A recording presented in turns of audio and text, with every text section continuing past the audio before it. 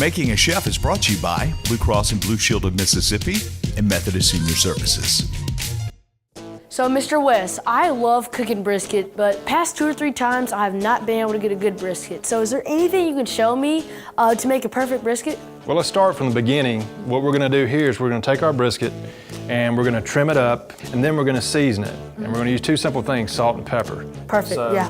So what I want you to do is let's look at the brisket, let's take a look at it. So we've got some hard fat down here that we want to get removed. So then we've also got some fat cap here, and we want to kind of take that down to a 1/4 inch. Yeah, so to make even thickness around, yeah. Exactly, so we want to kind of just trim this thing up. If you like, let's get started. So the big thing is right here, we just talked about it.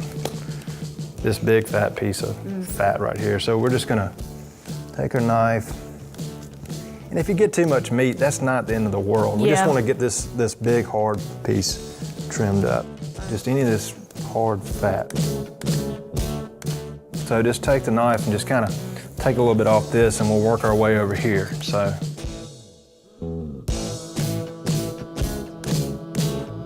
now, I think we've got everything trimmed up as much as we need it. What I like to do is, I said we use kosher salt, so nice coarse ground. Exactly, so we can see what we're doing. So if you want to grab some salt, all we're going to do is we're going to cover it liberally. We're not going to salt it down like a ham, but we're just going to go all over. Now, I think the key to barbecue is, and what people don't do, is add enough salt. Yes, salt enhances flavors. I mean, this is, I'm just guessing, 10, 12 pounds. Yeah. It needs a lot of salt. The outside looks like it's over-salted, but it'll penetrate some on the inside. Exactly, so you can kind of pat that in. Yeah. Now, the other thing I think about brisket is the pepper. We're going to coat this in pepper. So if we run out, we have more. It's going to turn black, so we don't want to see the brisket.